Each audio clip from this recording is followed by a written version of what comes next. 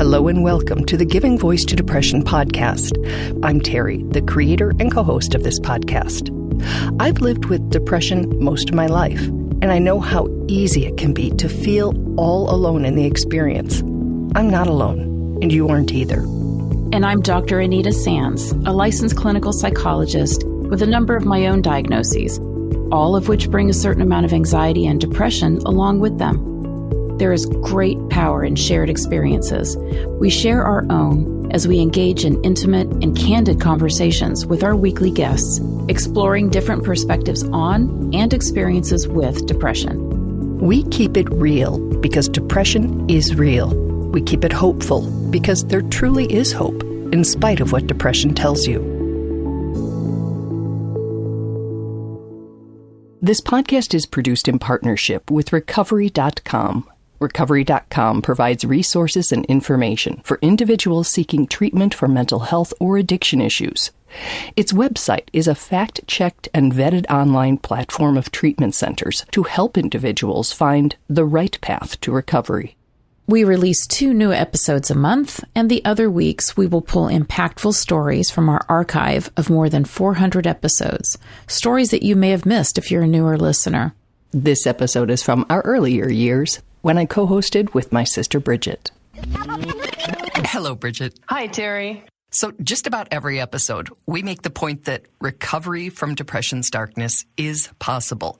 And every time we say it, we know there are people thinking, no, it's not, or not for me. How do we know that? Because we remember thinking it ourselves when we were in it. Today's guest, Renee, has worked relentlessly to recover from both her depression and what she believes caused, or at least heavily influenced it, a major early childhood trauma. The acronym ACEs, A-C-E-S, is commonly used now. It stands for Adverse Childhood Experiences.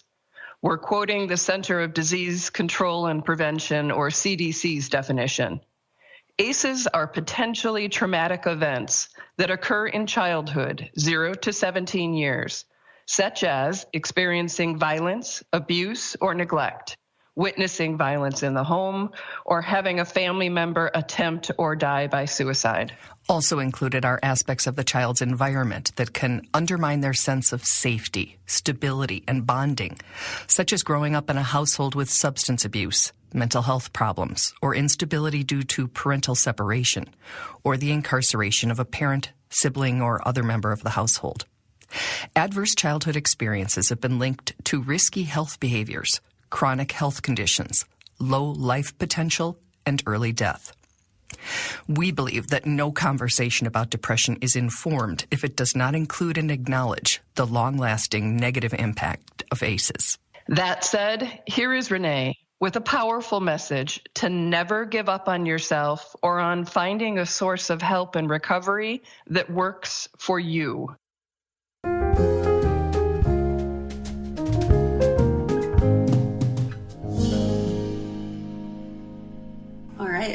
Well, my relationship with depression is very complicated. I have a family history of mental illness that affected my paternal grandmother and 3 biological aunts and or uncles that have died from suicide. Renee describes herself as a troubled child. She was hospitalized in grade school when her self-harming was mistaken for a suicide attempt. Now that I look back on it, it was really important to me because at least there I felt that I could cry and that I was around people that were feeling the same way as me, the same age as me. It let me know that I wasn't alone in feeling like that. But it wasn't enough to help long term. Neither was any of the talk therapy she tried. It was just all very Freudian, let's talk about your dreams, instead of reflect on why you feel this way, or, a cognitive approach to it. I did a lot of just sitting, staring at a therapist because I didn't want to share any of the deep, dark secrets that I had in me. And so then they just stared back and then they wrote me a prescription and I went on my way for years like that. Renee says she engaged in a lot of risky behaviors trying to get someone to notice her. The police did. And eventually a judge who became an unlikely key player in Renee's recovery. It wasn't until my third time in front of the judge. It was for marijuana possession is why I was arrested 3 times. That he said, what's going on? Like, obviously, I came from a good home. I had a good education. I have all A's in school. Like, what's going on with you? There's something. And like, it just took that one guy to be like, hey, maybe there's more to this. And he put me in outpatient, like, rehab kind of therapy. Part of that, though, was that you had to sit in a private session one-on-one. And I said something during the private session that alluded to my abuse. I wasn't even trying to go there, but because she was a state employee, she was mandated to report it. And at that point, I was like, no, forget I said it. Like, I don't, and she obviously didn't have a choice. That report led to a family-dividing trial against a relative who Renee says sexually abused her for more than a decade, starting when she was just 3 years old. Come to find out, he was tested in like kindergarten for like being a sociopath because he had tendencies of hurting animals and things. And they decided to leave me with him all summer, every summer. So it was a not just like once a year kind of thing. It was constant for those years. So obviously that sets in all kinds of emotions and all kinds of like guilt and shame, and you know, those are monsters. Those are like catalysts for depression. But it wasn't until I got to the heart of that is why I have these negative feelings. That's why I feel so small and dark, and I'm not happy. I don't enjoy things anymore, is because I hadn't dealt with any of that. For decades, Renee tried to deal. She tried different meds, different therapists, and different types of therapies before she finally found the right fit, which was the result of an aha moment after a conversation with a friend. Like, she was saying something like, you know, that, why don't you just get over it? That was a long time ago. Put it behind you. And I was trying to get her to understand the impact that it had on me. And the way that she tried to be sympathetic just really made me realize I needed to be surrounded with people that had similar experiences. Mm-hmm. Because unless you have that experience, no matter how much you try to understand it, you can't. So that made me look for support groups in the area. Through those groups, Renee's focus and understanding shifted. And I don't want to put this blanket statement out there, but for me specifically, depression was like the side effect of me not, or the symptom of me not dealing with the trauma. The trauma was the illness, and the depression was the side effect or the symptom of it. I don't know that I would have had depression had I not been through what I went through. So I guess therapy is the way to deal with the illness, not just the symptoms. And I feel like, and I know that, I mean, depression has many faces. For me personally, though, I couldn't have dealt with the depression without dealing with the trauma. The There Renee's about to reference is a local organization that provides support and education for sexual abuse survivors. And I called there, and I mean, that was a really scary first step to take. I mean, it's a scary process to go through, to like touch it at all. You know, a lot of survivors completely detach that part of themselves, and to like decide to voluntarily go back and open this crazy, scary door that you've mentally blocked is terrifying. But once I got there and I started some individual therapy, and then the group therapy is enormous, because as this podcast I'm sure does for people, it lets you know that there's other people that feel the exact same way as me. And even if their stories are different, you know, it's the emotions and the heart of it that is very similar. And to just have somebody validate you in that way, that like, I'm not crazy. It's not that I'm just taking this too hard. Like, this is a real thing that causes a real impact and real devastation. Another thing that has helped Renee find herself is art therapy, which was a real stretch for a person who never considered herself creative. It doesn't have to be art. You don't have to like think, oh, well, I have to frame this and put this on the wall. It's just an expression of color and feeling it. You know, like my first project that my therapist gave me was to take a poster board and outside or somewhere that you don't mind getting messy, take eggs and dip them in paint and throw them at the poster board.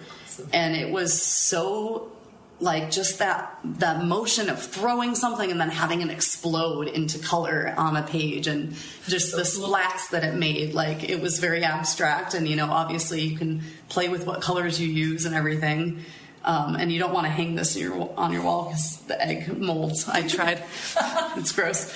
But yeah, just that, being able to express yourself with something other than a therapist sitting in front of you expecting you to like eloquently say something. Right. You know, just flat. Now, Renee is a walking advertisement for group and art therapies, where she's learned a lot of coping skills, which she says empower her to feel more in control of her emotions and consequently less depressed. A lot of the exercises they did, I had this tendency to think that they were silly. Like, they would, for instance, they gave us a picture of a house and they wanted us to draw like where the people in our lives fit into this house. And to me, I'm like, what am I, in elementary school? This is dumb. But the insight that it brought me, if I just let myself do it instead of judging the exercise, just do it and see what happens. And the things that came up that I never even thought about in that way, it was just, every exercise was just enlightening in its own way. And then, you know, you would take what you learned from that session and then talk to your individual therapist about it and further work on things that really came up for you or, you know, triggered you. Or working on triggers is a huge part of this therapy. Being able to recognize your triggers is a huge first step. If you are like getting attacked by something and you don't know what it is, of course it's going to seem chaotic. But if you're like, oh, well, it's this, I know how to deal with this monster. Like, and then just having those skills has been huge.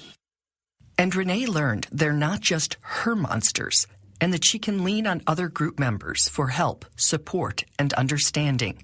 The value of peer support.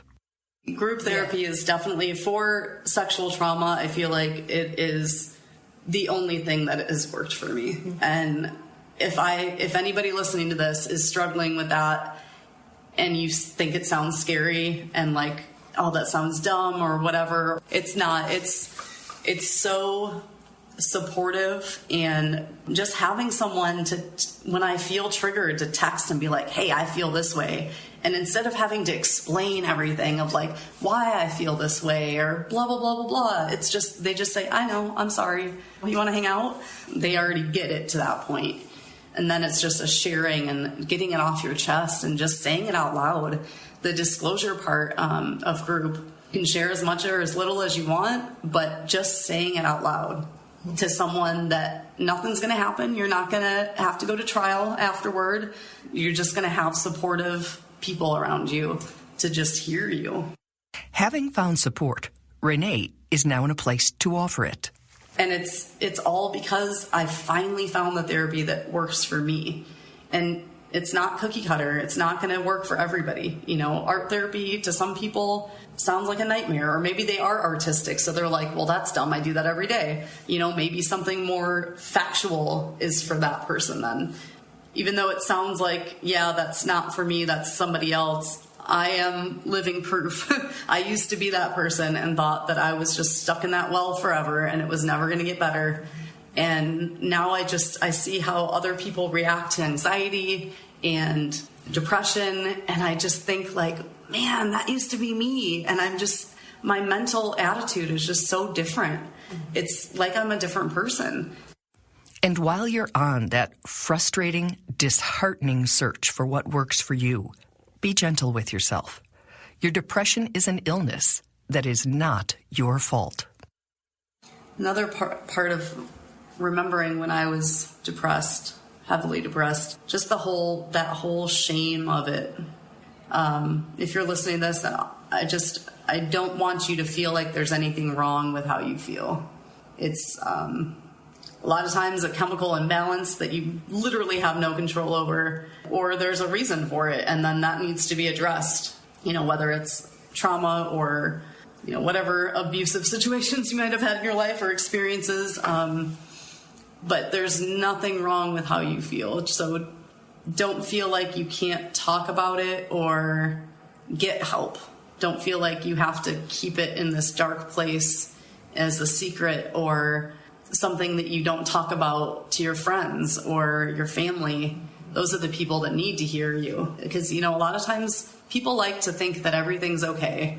And if you ask, how are you doing? And you say fine, because that's what everybody's response is, they're not going to dig into it too much. People don't want to go into the places that are uncomfortable unless you bring them there. So if you say, actually today I'm feeling kind of shitty, that will start a conversation, hopefully, with that friend of yours. And then you can talk about it more instead of just making everything okay all the time. Everything's not okay all the time. And the people in your life should understand that. And a lot of times they just need to hear you say it. They don't know until you say it. They don't know that you're feeling sad because you're really good at putting on a face. Everybody is. Everybody's good at hiding those dark feelings. And so unless you actually say it or confide in someone about that, it's never going to be heard. So just, I guess, try to get over the nervousness or making waves. Nobody wants to make waves. Nobody wants to say, I'm not okay today. But it needs to happen. It needs to happen. Thank you very much, Renee. We're going to end this episode with The Survivor's Manifesto by Dr. Peter Levine. If you can, please resist any urge to fight the words. Let their truth sink in and comfort you. We think of this as a love note to yourself. You are worthy. Be kind to yourself. It's okay to not be okay. Your emotions are valid. You are not fundamentally flawed. You deserve to be loved and treated well. It's okay to have a bad day, week, or month. Healing is not linear. You can self-soothe. You can nurture and protect yourself. You used survival mechanisms to help yourself cope. You are safe now. You deserve to heal. What happened was not your fault. Emotional flashbacks are not your fault. You are enough. You are a good person. You are worth taking care of. You are allowed to take up space. You don't need permission to exist. You are allowed to struggle. It's okay to cry. It's okay to be angry. What happened to you does not define you. Fall down and bounce back up again. Be patient and love yourself as you heal. It's going to be okay. We are not our trauma. We are survivors. And we're not alone.